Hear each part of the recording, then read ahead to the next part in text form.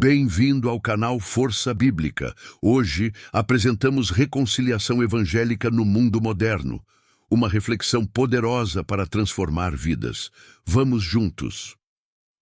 Sabe aquela sensação de que a religião deveria unir, mas muitas vezes divide? Imagine um mundo onde o perdão se torna a ponte para a reconciliação.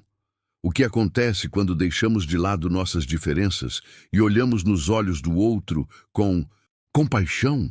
A verdade é que, no meio do caos moderno, a reconciliação evangélica se apresenta como uma luz no fim do túnel. E se eu te disser que essa luz pode mudar não só a sua vida, mas também a vida de muitos ao seu redor? Você já parou para pensar por que, em uma era de tanta informação, ainda somos tão desconectados? A resposta pode estar na forma como lidamos com nossas mágoas. E se, ao invés de guardar ressentimentos, decidíssemos abraçar o perdão, o que aconteceria nas nossas relações? Prepare-se para mergulhar em histórias que desafiam o status quo, que mostram como a fé pode ser um poderoso agente de mudança. Vamos juntos explorar como a reconciliação pode transformar não apenas corações, mas comunidades inteiras. O que você faria se tivesse a chance de reescrever sua história? O perdão pode ser o primeiro passo nessa jornada. Herbert, Teologia da Reconciliação. Sabe, quando começo a pensar na teologia da reconciliação, fico impressionado com o quanto a Bíblia nos ensina sobre isso. A obra de Cristo, por exemplo, não é apenas um ato isolado, mas sim a base de chamado a paz, que ecoa em nossas comunidades. É como se a mensagem de Jesus estivesse nos dizendo que a reconciliação não é uma opção, mas uma responsabilidade. Ele nos mostrou, através de suas ações, que o amor e a paz devem ser o centro de nossas interações. E quando lemos sobre a cruz, percebemos que ali não está apenas a dor, mas a promessa de um novo começo, de um relacionamento restaurado com Deus e entre nós.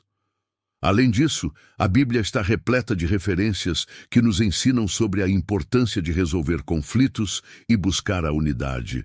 Olhando para passagens como 2 Coríntios 5, 18, 19, onde Paulo fala sobre a reconciliação que nos foi dada por meio de Cristo, vejo que é um chamado coletivo. Não é só sobre o que eu faço individualmente, mas sobre como estamos todos juntos nessa jornada. A reconciliação se torna um ato de fé, um reflexo do caráter de Deus em nós. E, sinceramente, isso me faz refletir sobre como tenho vivido isso no dia a dia. É intrigante pensar que a prática da reconciliação não deve ser limitada à nossa relação com Deus, mas se estende a todos ao nosso redor. O chamado à paz também nos desafia a agir em nossas comunidades, a trabalhar pela harmonia e pela restauração de relacionamentos quebrados. Isso significa que, como evangélicos, somos chamados a ser agentes de mudança, buscando o que é justo e bom, mesmo quando isso é difícil. E claro, isso não acontece da noite para o dia. É um processo que exige paciência e dedicação. Quando olho para as comunidades evangélicas, vejo uma rica tapeçaria de histórias de reconciliação. Algumas pessoas podem pensar que isso é um sonho distante, mas eu acredito que é possível. Cada um de nós tem uma parte a desempenhar. E isso significa estar disposto a ouvir, a dialogar e a se colocar no lugar do outro. A reconciliação é uma prática que deve ser cultivada, não apenas em momentos de crise, mas como um estilo de vida. Assim, a teologia da reconciliação nos impulsiona a ir além de nós mesmos e a construir pontes, não muros. Por fim, a teologia da reconciliação me faz perceber que, mesmo em meio a conflitos e desentendimentos, sempre há um caminho para a paz. E essa paz não é a ausência de conflitos, mas a presença de um relacionamento restaurado. Quando entendemos isso, podemos nos tornar verdadeiros instrumentos de reconciliação, refletindo a imagem de Cristo em tudo o que fazemos. É um chamado que nos desafia, mas também nos enriquece, pois ao praticar a reconciliação, encontramos um propósito maior em nossas vidas. Exercício 1. Esses desafios sociais e culturais. Entrando na questão dos desafios sociais e culturais, não há como ignorar o cenário atual que vivemos. A polarização política, por exemplo, é uma barreira que se interpõe entre as pessoas, criando divisões que parecem intransponíveis. Muitas vezes, as discussões se tornam tão acaloradas que esquecemos que, no fundo, todos buscamos um mundo melhor. É nesse contexto que as igrejas têm um papel fundamental. Elas podem ser locais de acolhimento e diálogo, onde as diferenças são respeitadas e a reconciliação é promovida. O racismo e a desigualdade social também são questões que não podemos deixar de lado. Como evangélicos, somos chamados a lutar contra essas injustiças, a nos posicionar ao lado dos marginalizados. A reconciliação não pode ser apenas uma palavra bonita em nossos discursos. Ela deve ser refletida em nossas ações. Isso significa que precisamos ouvir as vozes daqueles que foram silenciados, entender suas experiências e, acima de tudo, agir de forma a promover a igualdade e a justiça. A prática da reconciliação implica um compromisso ativo com a transformação social. E, claro, os conflitos culturais são outra camada dessa complexidade.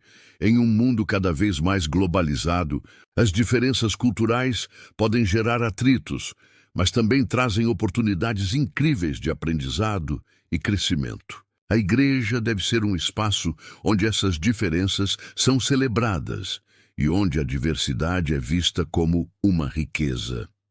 Quando olhamos para a Bíblia, vemos que o corpo de Cristo é composto por muitas partes, cada uma com seu valor único. Isso nos ensina que a reconciliação envolve abraçar a diversidade e encontrar um terreno comum, mesmo quando as opiniões divergem. Um dos maiores desafios que enfrentamos é a falta de empatia. Em tempos de polarização e conflitos, é fácil se fechar em nossas bolhas e ignorar o outro. As igrejas podem ser faróis de luz, mostrando que a escuta ativa e o diálogo são essenciais. Promover espaços de conversa, onde as pessoas possam expressar suas opiniões e sentimentos sem medo de julgamento, é uma forma poderosa de cultivar a reconciliação. Isso exige coragem, mas o impacto pode ser transformador. Por último, é fundamental que, enquanto comunidades, estejamos dispostos a nos desinstalar e a desafiar nossas próprias crenças. A reconciliação exige vulnerabilidade e um compromisso real com a mudança. Precisamos reconhecer que muitas vezes somos parte do problema e que a verdadeira paz não virá apenas de palavras, mas de ações concretas.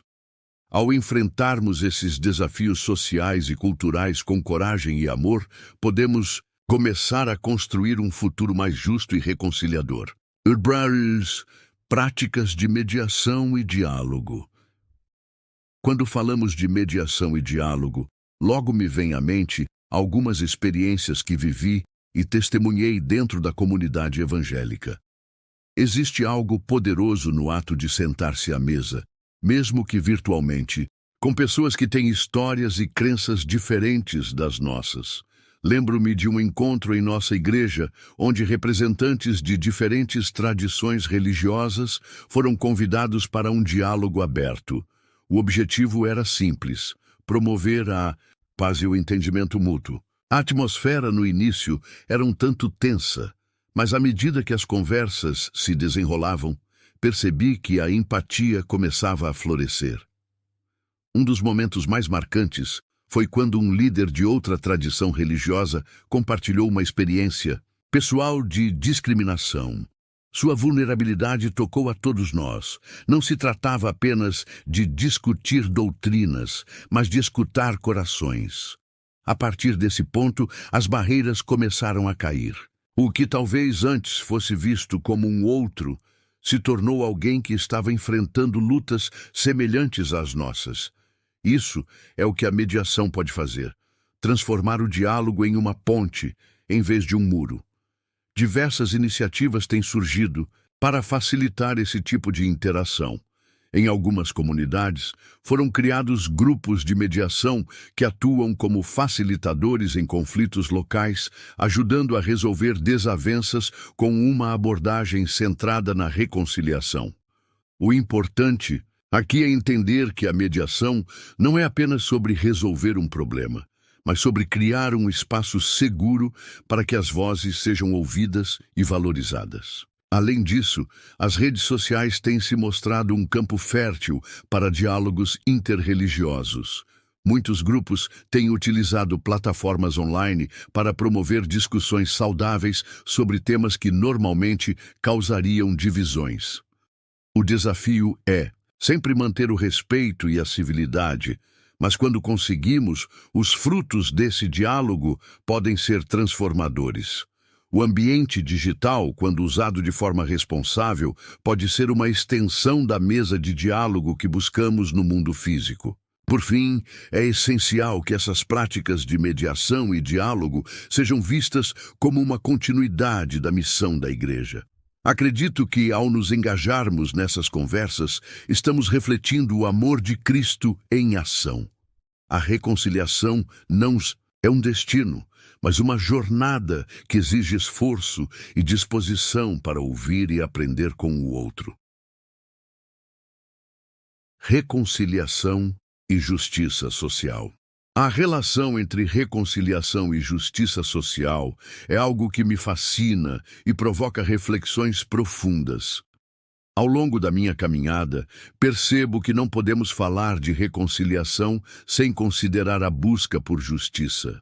Na verdade, acredito que a verdadeira reconciliação não é possível sem que haja um compromisso com a justiça.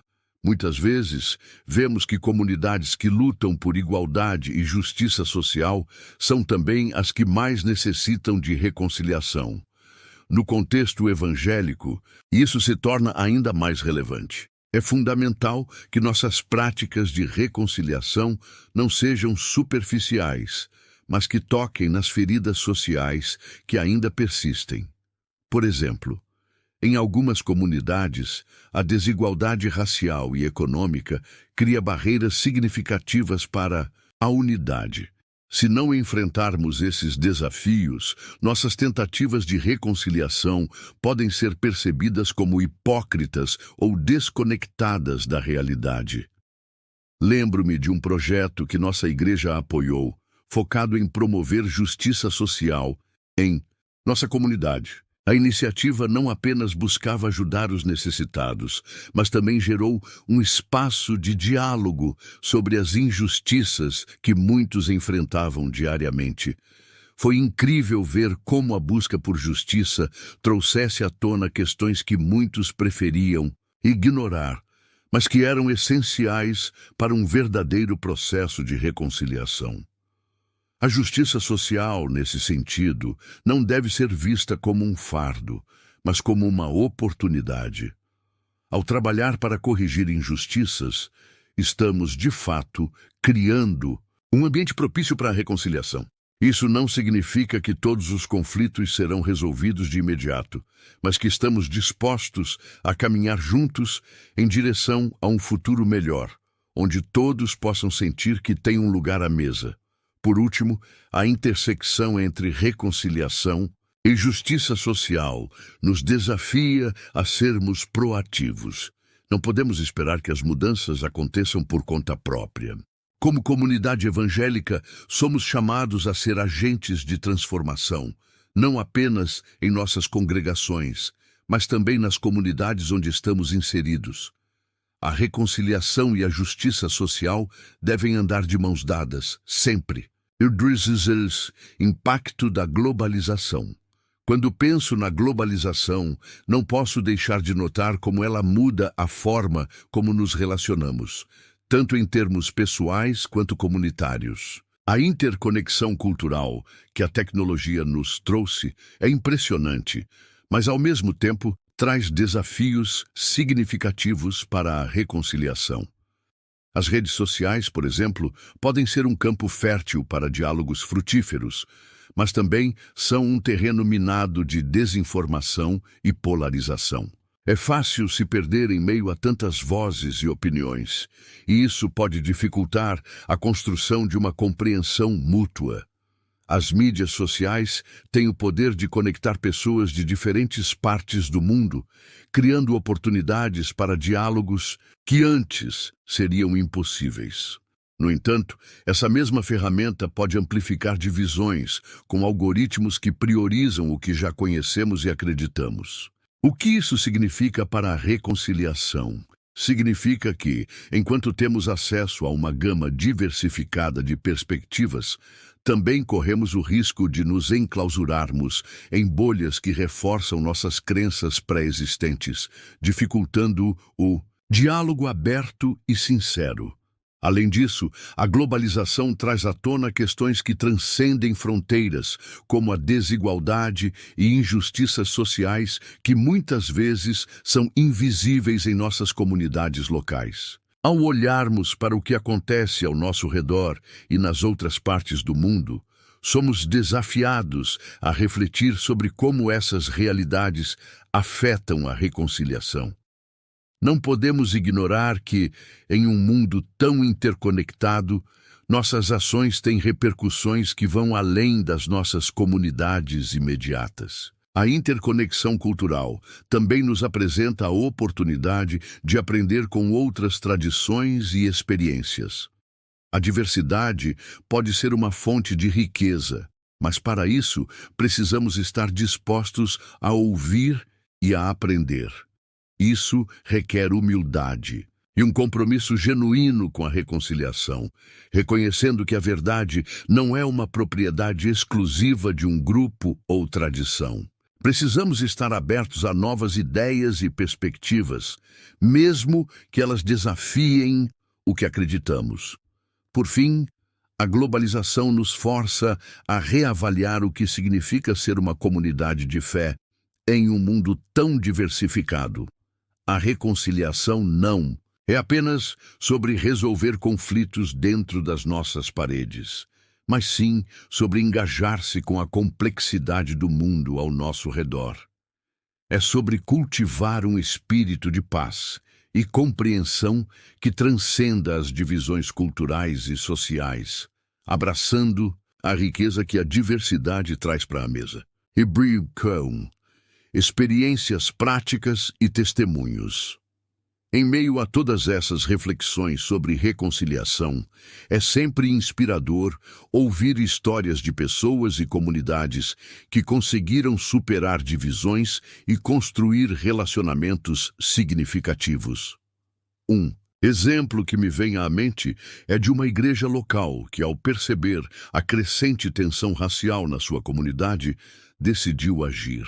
Eles organizaram um evento que reuniu pessoas de diferentes etnias, promovendo um espaço seguro para diálogos sobre preconceitos e experiências vividas. O resultado foi transformador, com muitos participantes relatando uma nova compreensão e empatia em relação ao outro. Outra experiência que me tocou profundamente foi a de um grupo de jovens que, em vez de se deixar levar pela polarização política, decidiu criar um espaço de escuta ativa. Eles se reuniram semanalmente com a intenção de ouvir as histórias uns dos outros, independentemente de suas inclinações políticas. O que começou como um simples encontro, logo se tornou um movimento dentro da igreja, onde a reconciliação e a empatia começaram a florescer, desafiando as narrativas de divisão que estavam tão presentes nas redes sociais. Existem também iniciativas de organizações evangélicas que têm se dedicado a restaurar relações entre comunidades historicamente marginalizadas.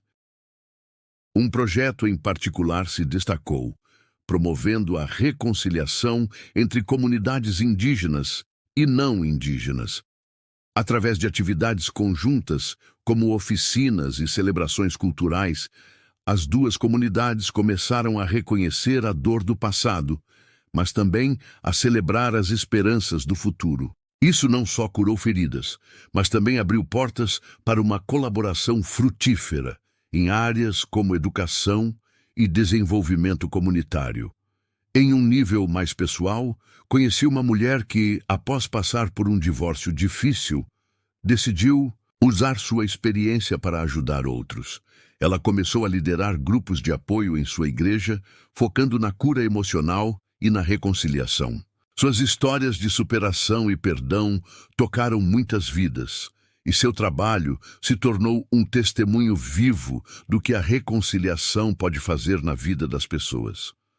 Essas experiências práticas são um lembrete poderoso de que a reconciliação é possível e que as comunidades evangélicas têm um papel crucial a desempenhar nesse processo. Elas mostram que, apesar das dificuldades e desafios, a busca pela paz e pelo entendimento mútuo pode resultar em mudanças significativas, impactando não só a vida dos indivíduos, mas também a sociedade como um todo. E aí, vamos refletir um pouco mais sobre tudo isso? A reconciliação evangélica no mundo moderno não é apenas um tema, é um chamado. Você já parou para pensar em como o perdão pode transformar vidas, não só a sua, mas também a de quem está ao seu redor? É impressionante como muitas vezes um simples gesto de perdão pode abrir portas que estavam fechadas há anos. Imagine se cada um de nós decidisse deixar o orgulho de lado e se aproximasse do próximo com empatia.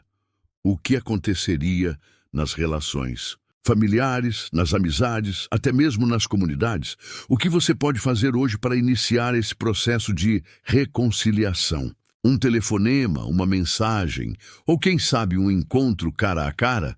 Lembre-se, o perdão não é um sinal de fraqueza, mas de força.